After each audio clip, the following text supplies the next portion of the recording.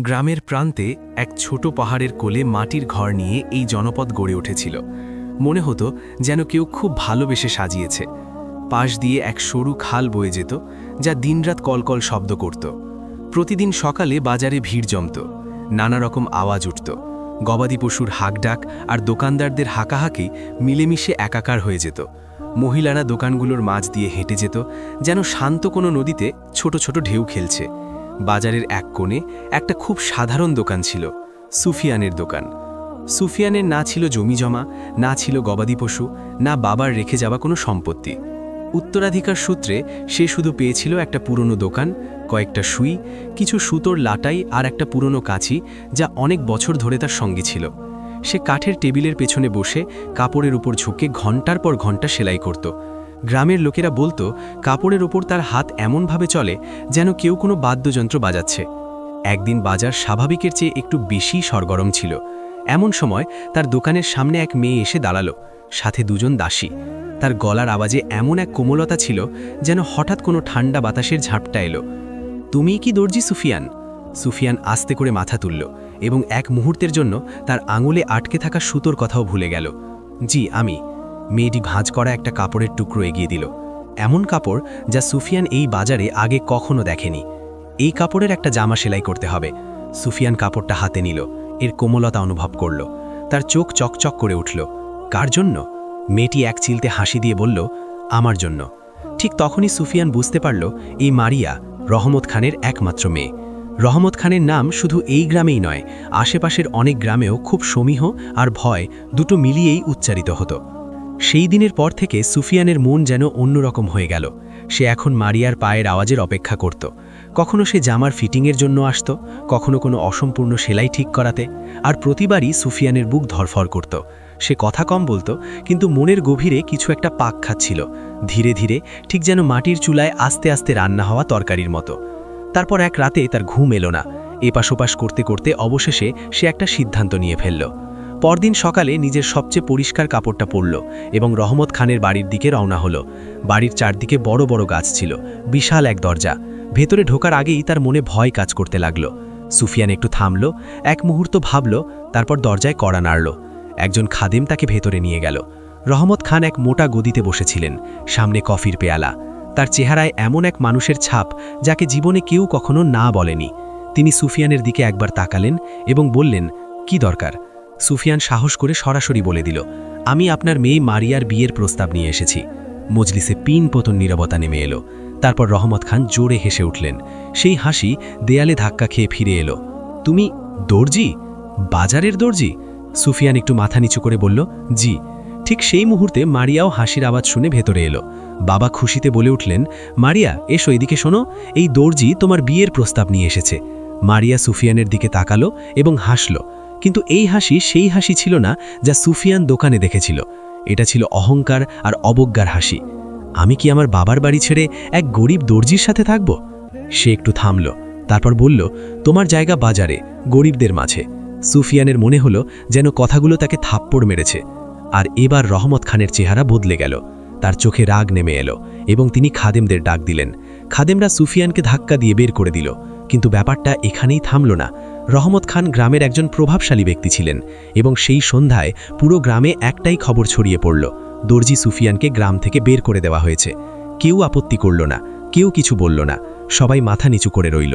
সেই রাতেই সুফিয়ান তার ছোট্ট সেলাইয়ের বাক্সটা তুলল। যে বাজারে সে তার পুরো জীবন কাটিয়েছে তার ওপর শেষবারের মতো নজর বোলালো। তারপর তার চোখ পড়ল সেই লম্বা রাস্তার দিকে, যা গ্রামের বাইরে অন্ধকারের মাঝে বহু দূরে গিয়ে হারিয়ে গেছে। সে বুঝে গেল যে সব কিছু শেষ হয়ে গেছে, কিন্তু সে জানত না যে এই রাত তার গল্পের শেষ নয়, বরং আসল শুরু। সুফিয়ান সেই দীর্ঘ রাতে হাঁটতেই থাকল। ঠান্ডা বাতাস তার মুখে থাপ্পড়ের মতো লাগছিল, যেন কয়েক ঘন্টা আগের সেই অপমানের কথাই তাকে মনে করিয়ে দিচ্ছিল। বগলে কাঠের সেলাই বাক্স, পুরনো জীবনের শেষ চিহ্ন।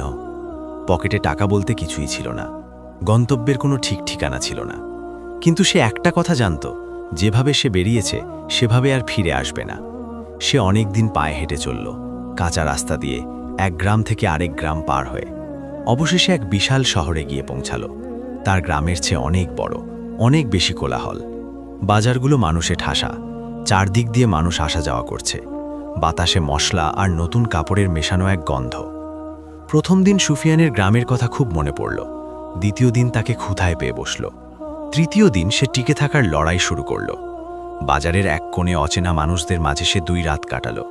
শেষের দিকে টাকা দিয়ে শুকনো রুটি কিনল। মানুষ তার সামনে দিয়ে হেঁটে যেত। সবাই যার যার কাজে ব্যস্ত, কেউ ফিরেও তাকাত না, যেন তার কোনো অস্তিত্বই নেই। তৃতীয় দিন সকালে সে কাপড়ের বাজারের কাছে বসে ব্যবসায়ীদের দেখতে লাগল। রেশম, সুতি, লট্ঠা সব ধরনের কাপড়ের থান বেচাকেনা হচ্ছিল। কিন্তু সুফিয়ানের নজর ছিল আলাদা, একজন দর্জির নজর।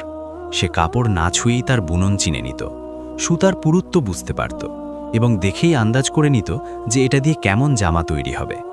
ঠিক সেই সময় এক মধ্যবয়সী লোক তার কাছে এলেন। ছোট দাড়ি, তীক্ষ্ণ দৃষ্টি এবং কাঁধে দামি কাপড়ের একটা থান। কিছুক্ষণ সুফিয়ানকে দেখার পর তিনি বললেন, মনে হচ্ছে কাপড়ের খুব ভালো চেনা জানা আছে তোমার। সুফিয়ান মাথা তুলল, আমি দর্জি। লোকটি হাসলেন, আমার নাম জুলফিকার। এই বাজারে আমার কাপড়ের ব্যবসা আছে, কাজের সন্ধানে আছি। কথাগুলো দীর্ঘ অন্ধকারের পর হঠাৎ খুলে যাওয়া কোনো দরজার মতো মনে হলো। সুফিয়ান সংক্ষেপে জানালো সে কোথা থেকে এসেছে, কি হয়েছে। অপমানের কথাটা শুধু কয়েকটা শব্দে সেরে নিল। জুলফিকার একটু ভেবে বললেন, আমার কাছে কাপড় আছে কিন্তু দর্জি নেই। তুমি সেলাই করবে, আমি বেচব, লাভ অর্ধেক অর্ধেক। সুফিয়ান এক মুহূর্তও দেরি করল না। সেই দিন থেকেই কাজ শুরু হয়ে গেল। দোকানটা ছোট ছিল, কিন্তু সুফিয়ানের জন্য এটা ছিল এক নতুন দুনিয়া। ফজর থেকে রাত পর্যন্ত সুই চলতেই থাকল। তার হাত ক্লান্ত হতো না, বরং মনে হতো যেন রাগ আর অপমানের সব বোঝা ওই হাতগুলোতে নেমে এসেছে এবং সেলাইয়ে পরিণত হচ্ছে। কিনারাগুলো এত সোজা যেন স্কেল দিয়ে টানা, সেলাইয়ের ফোড়গুলো এত কাছাকাছি যেন সারিবদ্ধভাবে দাঁড়িয়ে থাকা সৈন্য। কয়েকদিন পরই মহিলারা নিজেদের মধ্যে কথা বলতে শুরু করল, ওই নতুন দর্জির কাজ দেখেছ? পুরো বাজারে এমন কেউ নেই। আর কাটিংও কত সুন্দর, জামা পরলে মনে হয় যেন একদম গায়ের মাপেই বানানো। জুলফিকারের দোকানে ভিড় বাড়তে লাগল। সুফিয়ান শুধু সাধারণ সেলাইয়েই থেমে থাকল না, সে নতুন নতুন ডিজাইন তৈরি করতে শুরু করল। হাতার স্টাইল বদলালো, গলায় হালকা এমব্রয়ডারির কাজ করল। প্রতিটি জামা আগেরটির চেয়ে আলাদা হতে লাগল। মহিলারা বিশেষ ডিজাইনের জামার অর্ডার দিতে শুরু করল, এমন ডিজাইন যা অন্য কারো কাছে নেই। সপ্তাহের পর সপ্তাহ ধরে কাপড়ের থান আসতে লাগল এবং কয়েকদিনের মধ্যেই তা জামা হয়ে বিক্রি হয়ে যেতে লাগল। 1 বছরের মধ্যে জুলফিকার যা স্বপ্নেও ভাবেননি তার চেয়ে বেশি লাভ হয়ে গেল। একদিন সন্ধ্যায় দোকান বন্ধ হওয়ার পর জুলফিকার 2 কাপ চা রাখলেন এবং হাসি মুখে বললেন, সুফিয়ান, যেদিন আমি তোমাকে বাজারে বসে থাকতে দেখেছিলাম জানতাম না যে এমন একজন সৎ মানুষ পাব। তারপর একটা ছোট চাবি টেবিলের ওপর রাখলেন। সুফিয়ান অবাক হয়ে জিজ্ঞেস করল, এটা কি? জুলফিকার বললেন, বাজারের অন্য প্রান্তে একটা নতুন দোকান আছে, ওটা তোমার নামে। সুফিয়ান তার প্রথম দোকান খুলল, কিছুদিন পর দ্বিতীয়, তারপর তৃতীয়। এখন অনেক দর্জি তার অধীনে কাজ করত, আর সে নিজে প্রতিটি খুঁটিনাটি বিষয়ের ওপর নজর রাখত। যে ছেলেটি এক রাতে গ্রাম থেকে খালি হাতে বেরিয়েছিল এখন শহরে তার বেশ নাম ডাক। কিন্তু এমন কিছু রাতও আসত যখন সে একা বসে থাকত আর সেই মুহূর্তটি তার চোখের সামনে ভেসে উঠত। রহমত খানের হাসি, মারিয়ার সেই কথাগুলো, তোমার জায়গা বাজারে, গরিবদের মাঝে। সে ওই কথাগুলো ভোলেনি, ভুলতে চায়ওনি, কারণ ওই কথাগুলোই ছিল তার এগিয়ে যাওয়ার চালিকা শক্তি।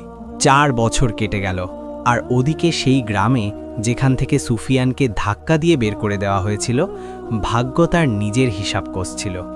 গ্রীষ্মের শেষে রাখালরা অদ্ভুত একটা জিনিস দেখল। কোনো কারণ ছাড়াই একটা ভেড়া হঠাৎ করে পড়ে গেল, তারপর দ্বিতীয়, তারপর তৃতীয়। প্রথমে মানুষ ভাবল এটা হয়তো একটা কাকতালীয় ঘটনা, ঠিক হয়ে যাবে। কিন্তু কয়েকদিনের মধ্যেই এই খবর খোঁয়ার থেকে বেরিয়ে গুলিতে গুলিতে ছড়িয়ে পড়ল, ঠিক যেমন শুকনো ঘাসে আগুন ছড়ায়। এটা ছিল এক অজানা রোগ, নীরব, দ্রুত এবং নির্মম। একদিন সকালে এক রাখাল হাঁপাতে হাঁপাতে রহমত খানের দরজায় এসে হাজির হলো। সর্দারজি, আজ সকালে 3টে ভেড়া মারা গেছে। রহমত খান প্রথমে তেমন গা করলেন না, তার কাছে হাজার হাজার গবাদি পশু ছিল, 3টেতে কি আর আসে যায়। কিন্তু পরের দিন 5টি মারা গেল, তারপর 10টি, তারপর ডজন ডজন।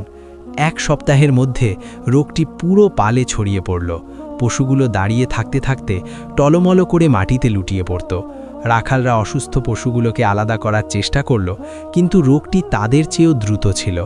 এক সন্ধ্যায় রহমত খান তার বিশাল খোঁয়াড়ে দাঁড়িয়েছিলেন। চারদিকে চোখ বুলিয়ে তিনি যেন পাথর হয়ে গেলেন। সারা জীবন ধরে জমানো সম্পদ তার চোখের সামনে মাটিতে মিশে যাচ্ছিল। এক রাখাল চাপা স্বরে বলল, সর্দারজি, শুনেছি পাশের গ্রামগুলোতেও একই অবস্থা। রহমত খানের চেহারা শক্ত হয়ে গেল। তিনি বুঝতে পারলেন এটা সামান্য কোনো ক্ষতি ছিল না, এটা ছিল ধ্বংস। এবং 1 মাসের মধ্যে পুরো গ্রামের রূপ পাল্টে গেল। যে ব্যবসায়ীরা একসময় তাদের পশুপাল নিয়ে গর্ব করত, এখন তারা ক্ষতির হিসাব কষছিল। যেসব বাজার একসময় ঘি আর দুধের প্রাচুর্যে ভরপুর থাকত, সেগুলো এখন জনশূন্য পড়েছিল। কিন্তু সবচেয়ে বড় আঘাতটা রহমত খানের উপরই পড়েছিল, কারণ তার কাছেই সবচেয়ে বেশি পশু ছিল। রহমত খানের সেই বিশাল ঘর, যা একসময় মেহমানদের পদচারণায় মুখরিত থাকত, আজ তা খাঁ খাঁ করছিল। শুধু 2 জন মানুষ ছিল, মা আর মেয়ে। রহমত খানের চেহারার বলিরেখাগুলো আরও গভীর হয়ে গিয়েছিল। তার গলায় আর সেই গর্জন ছিল না যা একসময় পুরো মজলিসকে কাঁপিয়ে দিত। তিনি ক্লান্ত কণ্ঠে বললেন, আমাদের কাছে আর সামান্য কিছুই অবশিষ্ট আছে। মারিয়া অবাক চোখে তাকালো। এই কথাগুলো সে তার বাবার মুখে আগে কখনো শোনেনি। রহমত খান মাটির দিকে তাকিয়ে বললেন, বেশিরভাগ পশুপালই ধ্বংস হয়ে গেছে, আর মাথায় ঋণের বোঝা চেপেছে। মারিয়া ধীর স্বরে জিজ্ঞাসা করল, তাহলে এখন কি হবে? রহমত খান আস্তে করে মাথা তুললেন এবং এমন একটা কথা বললেন যা যেন বাতাসের ওপর পাথরের মতো এসে পড়ল। বাড়িটা বিক্রি করতে হবে। যে বিশাল বাড়ি নিয়ে মারিয়া গ্রামের মেয়েদের মাঝে অহংকার করত, তা বিক্রি হয়ে গেল। এক দূরের শহরের লোক সেটা কিনে নিল। দরজায় না থাকলো কোনো খাদেম, না মজলিসে কোনো মেহমান, না খোঁয়াড়ে কোনো পশু। পরিবারটি গ্রামের এক প্রান্তে ছোট একটা ঘরে এসে উঠল। প্রথম দিন লোকেরা বাজারে দাঁড়িয়ে দেখল, চোখে যেন বিশ্বাসই হচ্ছিল না। আর মারিয়ার দুনিয়া, যা একসময় দামি কাপড়, উপহার আর আরামায়েশে ভরা ছিল, তা একদম ছোট হয়ে এলো। শুরু হলো এক সাধারণ জীবন, বরং তার চেয়েও হয়তো কিছুটা বেশি কষ্টের। এক সন্ধ্যায় মারিয়া ওই ছোট ঘরের জানালার কাছে দাঁড়িয়েছিল। দূরের বাজারের দিকে তাকিয়ে সে হঠাৎ বলল, আব্বাজান, সব কিছু বদলে গেছে, তাই না? রহমত খান দীর্ঘশ্বাস ফেলে বললেন, হ্যাঁ মা, দুনিয়াটাই এমন। কিন্তু মারিয়া শুধু টাকার কথা ভাবছিল না। সেই মুহূর্তে বহু বছর পর একটা চেহারা তার মনে ভেসে উঠল। এক যুবক যে একদিন বাবার মজলিসে এসেছিল, সোজা হয়ে দাঁড়িয়ে থাকা, চোখে সততা, হাতে শুধু নিজের আত্মসম্মান। সুফিয়ান। মারিয়ার মনে পড়ল নিজের অহংকার আর সেই কথাগুলো যা সে নির্দয়ভাবে বেলেছিল। বুকে একটা চিনচিনে ব্যথা অনুভব করল, যা অনেকটা অনুশোচনার মতো। আর ওদিকে অনেক দূরের এক শহরে সুফিয়ান তার নতুন দোকানের সামনে দাঁড়িয়েছিল। বহু বছর পর প্রথমবারের মতো তার মনে একটা চিন্তা এলো, ফিরে যাওয়ার। বছরের পর বছর কঠোর পরিশ্রমে কেটে গেছে, কিন্তু গ্রামের স্মৃতি কখনো মন থেকে মুছে যায়নি। চারদিকে সাফল্য, অনেক দোকান, ডজন ডজন কারিগর, সব শ্রেণীর ক্রেতা। কিন্তু মনের ভেতরে কোথায় যেন একটা অপূর্ণতা কাজ করছিল। যে জায়গা থেকে তাকে ধাক্কা দিয়ে বের করে দেওয়া হয়েছিল, সেখানে তাকে ফিরে যেতে হবে, তবে এবার খালি হাতে নয়। এক শান্ত সকালে সিদ্ধান্ত হয়ে গেল। দামি কাপড়ের এক বড় চালান প্রস্তুত হলো, সাথে কয়েকজন কারিগর। কিছু দোকান সাময়িকভাবে বন্ধ করা হলো, আর সুফিয়ান ঘোড়ায় চড়ে সেই পুরনো রাস্তার দিকে রওনা হলো। প্রতিটি পদক্ষেপের সাথে সাথে পুরনো স্মৃতিগুলো ফিরে আসতে লাগলো। সেই ছোট দোকান, সেই কাঠের টেবিল, সেই রাত যখন সে খালি হাতে বেরিয়েছিল। গ্রামের সীমানায় পৌঁছানোর পর দেখল খুব একটা বদলায়নি। মাটির সেই ঘরগুলো, সেই বাজার, সেই কোলাহল। কিন্তু সুফিয়ান বদলে গিয়েছিল। দামি পোশাক, আত্মবিশ্বাসী হাঁটা, আর সাথে 7 জন কারিগরের দল। প্রথমে কেউ তাকে চিনতে পারল না। সে বাজারের সবচেয়ে বড় দোকানটা ভাড়া নিল এবং কাজ শুরু হয়ে গেল। কয়েকদিনের মধ্যেই দোকানটা সেজে উঠল। রঙিন কাপড়ের থান, কারিগরদের ব্যস্ত টেবিল, আর পথচারীদের নজর সেখানে আটকে যেতে লাগল। বাজারে আলোচনা শুরু হলো, এই নতুন ব্যবসায়ী কে, কোথা থেকে এলো? তারপর এক বয়স্ক লোক ভালো করে দেখে চোখ বড় বড় করে ফেলল। আরে, এ তো সুফিয়ান, তাই না? খবরটা বিদ্যুতের মতো ছড়িয়ে পড়ল। সুফিয়ান ফিরে এসেছে, সেই সুফিয়ান যাকে একসময় এই গ্রাম থেকে বের করে দেওয়া হয়েছিল। আজ সে এই গ্রামের সবচেয়ে বড় বাজারের সবচেয়ে বড় দোকানের মালিক হয়ে ফিরেছে। খবরটা মারিয়ার কান পর্যন্তও পৌঁছালো। তার এক বান্ধবী এসে বলল, শুনেছিস, দর্জি সুফিয়ান ফিরে এসেছে আর বাজারে বড় একটা দোকান খুলেছে। মারিয়া এক মুহূর্তের জন্য স্তব্ধ হয়ে গেল। এই নামটা, যা কয়েক বছর ধরে মনের কোনো এক কোণে চাপা পড়েছিল, হঠাৎ সামনে চলে এলো। সন্ধ্যা হল। মারিয়া সাহস সঞ্চয় করে বাজারের দিকে পা বাড়াল। বুকটা দ্রুত ধড়ফড় করছিল। দোকানের সামনে মানুষের ভিড় ছিল, ভেতরে কারিগররা ব্যস্ত। আর তারপর সে সুফিয়ানকে দেখল। একটা টেবিলের পাশে দাঁড়িয়ে একটা কাপড়ের টুকরো দেখছিল। চেহারাটা একই ছিল, কিন্তু এখন তাতে একটা পরিপক্কতা ছিল, একটা প্রশান্তি ছিল যা আগে ছিল না। মারিয়া আস্তে আস্তে এগিয়ে গিয়ে তার সামনে দাঁড়াল। সুফিয়ান মাথা তুলল। দুজনের চোখাচোখি হল। বহু বছর পর এক নীরবতা নেমে এলো। সুফিয়ানের চেহারায় না কোনো বিস্ময় ছিল, না কোনো রাগ, যেন সে জানত এই মুহূর্তটা আসবে। সে শান্ত গলায় বলল, এসো মারিয়া। মারিয়া দৃষ্টি নিচু করল, তারপর আস্তে আস্তে কথাগুলো বেরোল। আমি এসেছি এটা বলতে যে সেদিন আমি ভুল করেছিলাম। সুফিয়ান চুপ রইল। সে বলতেই থাকল, যেন বছরের পর বছর জমে থাকা বোঝা নামাচ্ছে। আমি তখন খুব ছোট মানসিকতার ছিলাম, মানুষের কদর বুঝতাম না। সবার সামনে তোমাকে অপমান করেছিলাম, আর আজও সেই কথাটা আমার বুকে পাথরের মতো চেপে আছে। সে একটু থামল, তারপর সেই কথাগুলো বলল যা সবচেয়ে কঠিন ছিল। তুমি যদি এখনও চাও, তবে আমি প্রস্তুত আছি। বাজারের কোলাহল তাদের চারপাশে ছিল, কিন্তু ওই মুহূর্তটা যেন এক আলাদা পৃথিবীতে ছিল। সুফিয়ান অনেকক্ষণ ধরে তার দিকে তাকিয়ে রইল। চোখে না ছিল কোনো রাগ, না কোনো আনন্দ, শুধু এক গভীর প্রশান্তি। তারপর সে শান্ত গলায় বলল, মারিয়া, যেদিন আমি তোমার বাবার মজলিসে গিয়েছিলাম, আমার কাছে টাকা ছিল না, কিন্তু একটা জিনিস ছিল, আমার সম্মান। সে এক মুহূর্ত থামল, তারপর বলল, সেদিন তুমি সেটাই ভেঙেছিলে। মারিয়ার চোখ ওপরে উঠল, যেন সে অন্য কোনো উত্তরের আশায় ছিল। কিন্তু সুফিয়ান খুব স্বাভাবিকভাবেই বলল, সেই দিনের পর আমার জীবন অনেক বদলে গেছে, আর আমিও বদলে গেছি, কিন্তু মনটা আর সেই জায়গায় নেই। মারিয়া কোনো কথা ছাড়াই সব বুঝে গেল। সে আস্তে করে মাথা নিচু করল, তারপর ঘুরে বাজার থেকে বেরিয়ে গেল।